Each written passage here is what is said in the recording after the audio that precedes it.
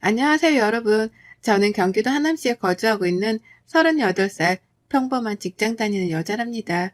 곧 2년 뒤에 마흔을 앞두고 있는 터라 이런 사연을 보내는 곳이 있다고 해도 용기가 나지 않았는데요. 친구와 이야기하다 저의 시댁 이야기를 한번 보내보면 네가 좀 마음이 편해지지 않겠냐 하길래 용기 내서 한 글자씩 써내려가 봅니다. 10월의 시작과 함께 요즘 건강이 많이 안 좋아지는 분들이 많다고 해요. 특히 날씨가 온도 변화가 커서 그런 것 같은데요. 저는 다른 잔병치레는 없는데 환절기가 시작되면 저는 하루하루가 고통스러운 나날들의 연속이랍니다. 여러분들은 비염 혹시 알아본 적 있으신가요?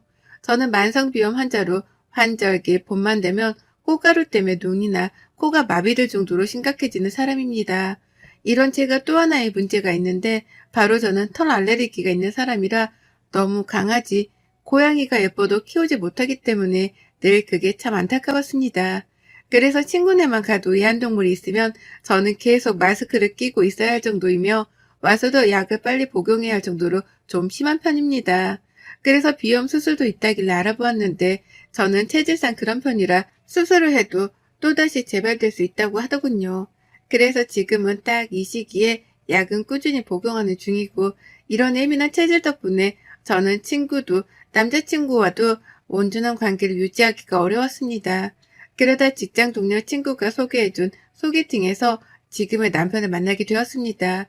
지금의 남편은 저와 너무 다르게 무던한 성격과 따뜻한 마음을 가진 사람이라 저도 모르게 훅 빠져들더라고요.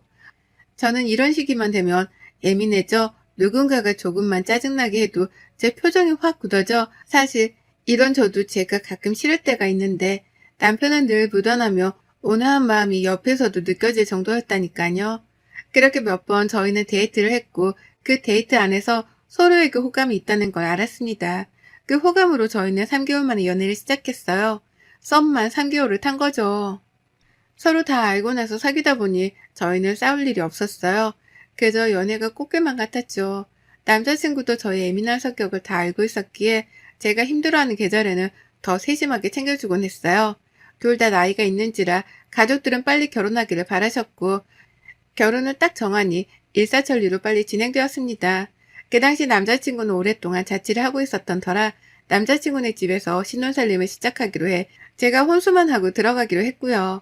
애물이나 애들은 다 생략하고 서로 커플링 하나씩만 주고받고 살기로 하고 정말 간소하게 결혼식만 올렸습니다. 늦은 나이에 결혼하는지라 결혼식도 할까 말까 고민했지만 양가에서는 당연히 결혼식을 해야 한다고 하셔서 가까운 지인, 친척들만 초대해 식을 올렸습니다.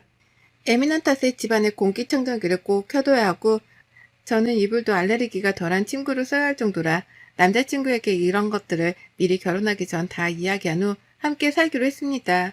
그 후 신혼여행을 다녀와 시댁으로 인사 가던 날 저는 시댁에 들어가고 나서 흠칫하며 놀랐는데요. 바로 시댁에 강아지와 고양이 2마리가 있지 뭐예요. 남자친구한테 이런 이야기는 못 들어서 조그만 소리로 물어보니 자기도 처음 한다고 그러더군요. 어머님은 동물을 굉장히 좋아하시는데 지금까지 일하느라 키우기가 어려웠다고 하면서 고양이들은 잠시 임보를 맡아서 하는 중이고 강아지는 친구가 여행 간다고 며칠 맡겨둔 거라고 하시더라고요. 저는 정말 어떻게 해야 할지 몰랐지만 어머님이 알고 하신 것도 아니니 약을 먹고 나서 밥을 먹는데도 자꾸만 재채기가 나오고 콧물이 훌쩍거려 미치겠는 거예요. 그러니 어머님이 저에게 어디 아프냐고 물어보셔서 남편이 알레르기가 굉장히 심해서 비염부터 동물 알레르기까지 있다. 그래서 약 먹었는데도 아무래도 동물이 집에 있다 보니 그러는 것 같다. 우리 빨리 먹고 일어나야 할 것 같다고 말하니 어머님이 정말 많이 서운해 하시더라고요. 우선 고양이와 강아지들을 분리해서 방에 두신 후 거실에서 과일을 깎아 먹는데도 재채기가 계속 나는 거예요. 고양이가 특히 털이 엄청 날린다고 하는데 그래서 그런지 정말 무슨 정신으로 시댁에 있었는지 기억이 나지 않을 정도였으니까요. 그렇게 처음 시댁 인사를 마치고 오니 괜스레 어머님께 죄송한 생각이 들더라고요. 그래서 처음으로 결혼하고 나서 전화를 드렸어요. 어머님, 저예요. 그때 뵈러 갔는데 제대로 말도 못해서 죄송해서 연락드렸어요. 네가 그렇게 알레르기가 심한 줄 몰랐구나. 많이 심한 거니? 아, 네. 제가 조금 털이나 계절이 많이 민감한 편이라 약을 꾸준히 먹는데도 잘 낫질 않네요. 그래, 알았다. 괜찮으니 다음에 보자. 하고 전화를 끊었습니다. 저는 처음에는 이 통화에서 어머님이 그래도 나를 이해해 주시는구나, 다행이다라는 생각이 강했거든요. 동물을 너무 좋아하시는 어머님이라 내심 서운해하시는 것 같았지만 사실 어쩔 수 없는 일이잖아요. 그렇게 잊고 살던 어느 날 남편이 엄마가 끝나고 집에서 식사하자고 시댁으로 오라고 했다고 하길래 부랴부랴 퇴근하고 시댁으로 건너갔어요.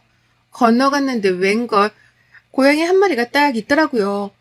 어머님이 이제 일도 그만두고 해서 한 마리 키워볼까 한다고 너희가 자주 오는 것도 아니고 고양이 한 마리는 괜찮지 않냐면서 평생 꾸미셨다고 하시더라고요.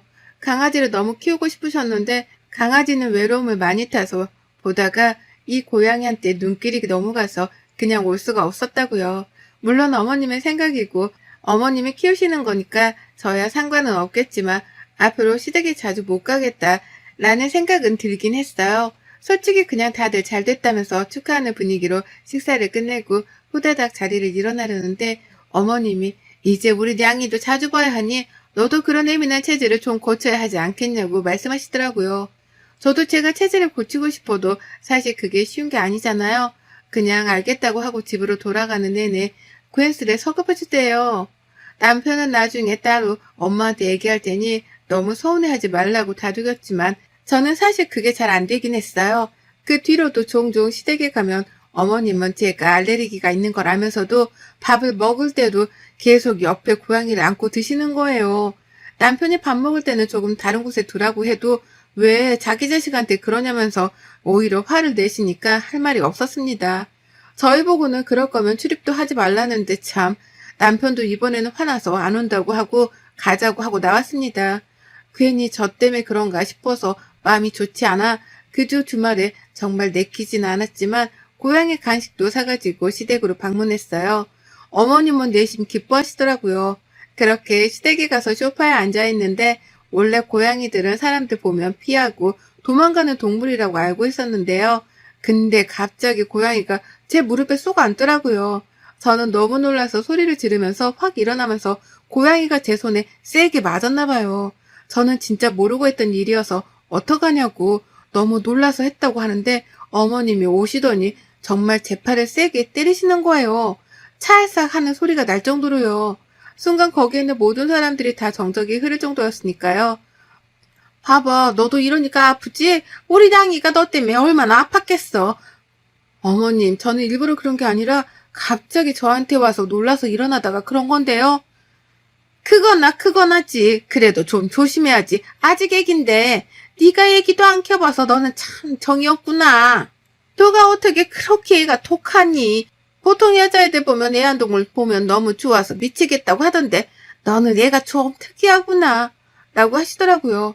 정말 억울했지만 뭐 저한테 맞은 건 맞으니 알겠다고 주의하겠다고 했죠. 그 뒤로도 고양이와 얽힌 사건들은 정말 많습니다. 날이 갈수록 심해지는 어머님의 고양이 사랑에 정말 모든 가족들이 지쳐버릴 정도였으니까요. 시장에 갈 때도 데리고 다니시고 고양이들은 원래 밖에도 무서워하고 산책도 잘 안 시키는 걸로 알고 있는데 어머님은 어디 갈 때마다 가방에 넣어서 데리고 다니시더라고요. 심지어 명절에는 산소 갈 때도 데리고 오셨어요. 혼자 있으면 외로워한다고요. 저는 점점 알레르기가 심해져 약 복용량도 늘리면서까지 어머님을 이해하려고 했거든요. 근데 어머님은 저를 전혀 생각하지 않으시더라고요. 그러다 정말 제가 시댁에 어머님에게 정이 떨어지는 날이 바로 지금 사연을 보내게 된 이유입니다. 그날은 정말 날이 무지하게 화창했던 걸로 기억하고 있어요. 오랜만에 휴일이라 집에서 쉬고 있고 남편은 회사가 바빠 출근을 해서 혼자 뒹굴뒹굴 집에서 TV도 보고 잠도 늦게까지 자고 맛있는 점심도 해먹고 그러고 있는데요. 갑자기 어머님의 호출 전화가 울리더군요. 네, 어머님. 너 지금 집에 좀 잠깐 와야겠다. 왜요? 잠깐 할 말이 있으니 빨리 건너와라. 딱 이 말씀만 하시고 끊으시더라고요. 부랴부랴 무슨 일이 있나 싶어서 달려가니 어머님께서 한두 시간 집을 비워야 하는데 그럼 고양이 혼자 있으니 저보고 잠깐 있으라고 부르신 거였어요. 남편이 일하고 집에 아무도 없으니까 저보고 그냥 멀찌감치 떨어져 있으라고요.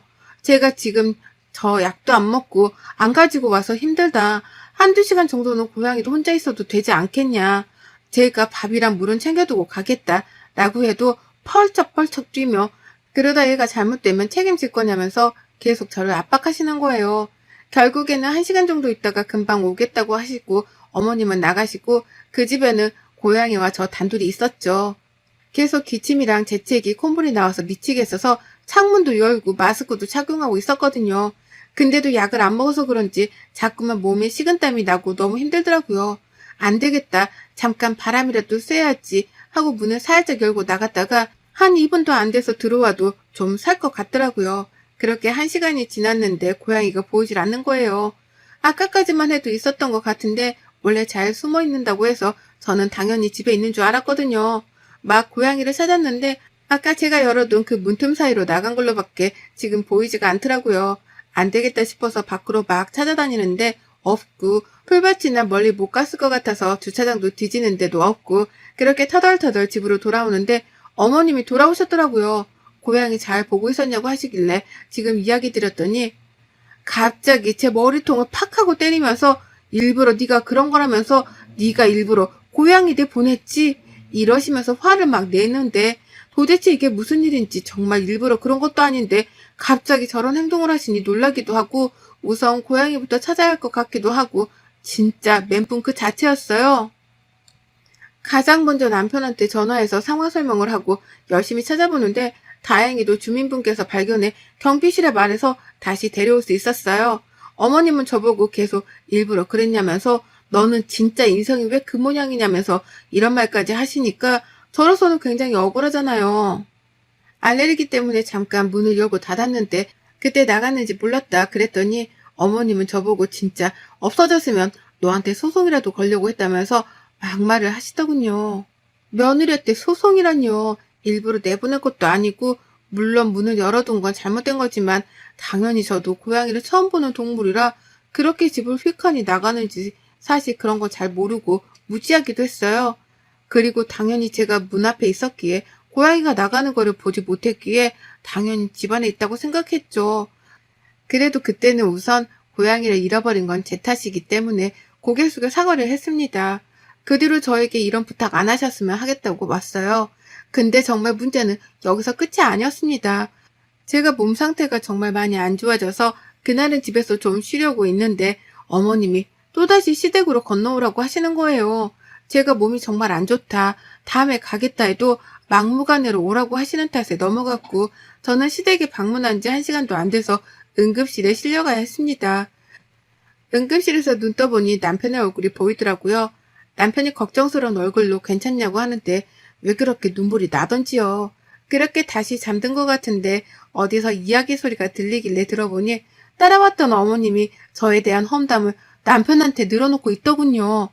얘가 너무 예민하다. 그렇게 예민해서 어쩌냐. 정말 무서워. 걔한테 무슨 일을 시키겠냐면서 걔가 지금 꾀병인 것 같다는 둥에 이야기를 하시더라고요. 그러면서 그때 고양이가 집을 일부러 나가게 한 것 같다.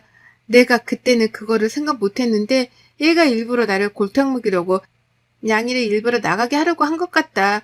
그러다 미수에 그친 거 아니겠냐라면서 말도 안 되는 소리를 늘어놓더라고요. 남편은 말도 안 되는 소리 하지 말라고 얘가 아픈데 엄마가 하도 불러대서 지금 응급실까지 왔는데 이런 얘기 나오냐면서 하는데도 어머님은 옆에서 제 험담만 계속 하셨어요. 그러고선 자기 오래 집 비우면 우리 냥이가 외로워해서 가야 한다고 휑하니 가시더군요. 제가 아파서 응급실에 왔는데도 끝까지 제 탓만 하시는 어머님을 보니 그동안 당했던 게 억울해지고 너무 서러워지는 거예요. 저는 지금까지 결혼해서 할 수 있는 도리는 다 했는데 정작 어머님은 제가 심한 알레르기가 있다고 했는데도 고양이를 잠깐 다른 곳 맡기거나 신경 써서 청소해주지도 않으시면서 늘 저한테만 떠넘기려고 하시고 무슨 일만 일어나면 제 탓이라고 하시니 진짜 잘 살고 잘 해드리고 싶었는데 저를 낭떠러지로 몰아서 참을 수가 없겠더라고요. 응급실에서 나와 바로 시댁으로 혼자 택시 타고 갔어요. 남편에게도 말도 안 하고요. 들어가자마자 시어머니는 어떻게 왔냐면서 너 아프다면서 역시 꾀병이지 이러시길래 그 고양이를 놀게 하게 캣타워? 라고 있거든요. 근데 그게 굉장히 무거운데 그거를 정말 저도 모르는 괴력이 나왔는지 그 캣타워를 옆으로 밀어 쓰러뜨렸어요. 어머님은 그때서야 상황 파악이 되었는지 네가 미쳤냐면서 소리를 고래고래 지르셨지만 저는 그런 반응에도 아랑곳하지 않고 저도 똑같이 소리를 고래고래 질렀어요. 제가 그렇게 예민한 체질이라고 말씀을 드리는데도 불구하고 고양이를 맡기시질 않나, 제가 고양이보다 못한 취급을 하시질 않나, 도대체 여기는 누가 사람이고 동물이냐, 사람이 쓰러졌는데도 걱정보다 꾀병이다고 그렇게 말씀하시는데 그게 시어머니로서 할 말이냐면서 미친년처럼 막 소리를 지르고 내일은 없는 것처럼 눈깔이 뒤집혀서 막 보이는 물건들을 다 던진 것 같아요. 남편이 와서 저를 말렸지만 저한테 이런 쾌력이 있을지 누가 알았겠어요? 다 뿌리치고 지금까지 당했던 이야기를 하나둘씩 늘어놓는데 그때 시아버지가 제 이야기를 듣고 정말 딱 한마디 하시더라고요. 어머님께 당장 고향이 내쫓으라고, 다른 곳으로 안 보내면 이혼할 줄 알라고요. 아버님은 일 때문에 바빠서 지방에 가 계시는데 그때도 저는 안 계신 줄 알고 올라왔는데 제가 난리를 치니 아마 엄청 놀라셨겠죠. 어머님은 어떻게 정들었는데 보내냐고 하고 아버님은 당장 보내라고, 그나마 시간을 줄 테니까 잘 생각해서 잘 키워줄 사람 보내라고요. 아버님은 바빠서 가정에 신경을 못 썼다고 미안하다면서 저에게 진심으로 사과를 하셨습니다. 집에 혼자 있기 적적하셔서 고양이를 키우는 건 알았지만 이렇게 남까지 괴롭히면서 키울 줄은 모르셨다고요. 그 뒤로 어머님은 아버님이랑 고양이 문제로 엄청 다투신 것 같은데 우선은 고양이 다시 있던 곳으로 돌려보낸 것 같으시더라고요. 그리고 저에게 어머님의 장문의 사과 문자가 왔지만 대충 읽어보고 답장은 하지 않았습니다. 고양이 때문에 벌어진 일이기는 하지만 그동안 어머니께 쌓였던 게 너무 많은지라 저도 감정적이었기는 합니다. 사실 이것 말고도 어머님의 고양이 사랑이 너무 과도해 저를 고양이보다 못한 취급을 하셨으니까요. 심지어 제가 방에 들어가서 밥을 먹으라고 할 정도였어요. 하지만 어머님이 원체 외로워하셨기 때문에 제 나름대로 이해해드리려고 최선을 다했지만 그 결과가 이러니 더 이상 배려해드릴 것도 없잖아요. 어머님은 고양이 보냈다고 이제 안 키울랜다 하면서 전화가 와서 말씀하시길래 저는 더 이상 어머님이랑 할 말 없다고, 제가 고양이보다 못한 사람인데 전화는 어떻게 하셨냐면서 비꼬았거든요. 아버님한테 그 뒤로 엄청 많이 혼나고 생활비 카드까지 뺏겨서 지금은 일주일 단위로 생활비를 타가신다고요. 지금까지 고양이 키우면서 들어간 돈이 자그마치 몇백이 되신다고 해요. 저도 거기까지는 몰랐는데 아버님이 주는 생활비로 부족해 적금 통장에도 손을 대서 진짜 비싼 사료부터 엄청 많이 해주셨나 봐요. 저는 물론 반려견, 반려묘도 당연히 가족이기에 충분히 그렇게 하는 건 나쁘다고 생각하지 않지만 아무 말도 없이 그렇게 하는 건 당연히 나쁘다고 생각하거든요. 어머님은 그 뒤로 더 이상 애완동물 얘기를 안 하기로 했다고 하시는데 그건 저도 모르겠네요. 저는 그리고 당분간은 시댁 출입을 안 하기로 남편이랑 합의봤어요. 남편도 꽤나 충격이었는지 자기도 당분간 엄마 보기가 어려울 것 같다고 하더라고요. 그래서 당분간은 시댁에 가지 않을 예정이랍니다. 저는 어머님 덕분에 기관지까지 더 안 좋아져 약을 더 늘려야 하는 상황인지라 힘들어졌습니다. 물론 어머님 덕분이지만 고양이가 가고 충분히 힘들어 하셨으니 이걸로 그냥 저도 더 이상 어머님을 그만 보내드리려 해요. 그 뒤로도 전화가 왔지만 안 받을 때도 많고요. 남편도 자기 엄마 전화 안 받고 있는 상태랍니다. 어머님은 정말 가족에서 자기는 늘 혼자 산다라고 했지만 정말 혼자가 되었다고 생각이 될 정도로 가족들이 다 어머님의 성격에 질린 상태라고 하네요. 심지어 자기 자식들부터 남편까지 그러는 거 보면 말 다 했잖아요. 이제 결혼해서도 싫으면 싫다, 좋으면 좋다, 자기 목소리를 내는 건 정말 중요하다는 생각이 드네요. 끝까지 이야기를 들어주신 여러분들께 감사드리며 여러분들은 저 같은 에피소드가 없기를 바랍니다. 환절기에 아무쪼록 건강 조심하기를 바라며 이 글을 모든 분들께 행복이 깃들기를 바랍니다. 우리 며느리들 화이팅해요. 여러분의 생각은 댓글로 남겨주세요. 오늘도 시청해 주셔서 정말 감사합니다.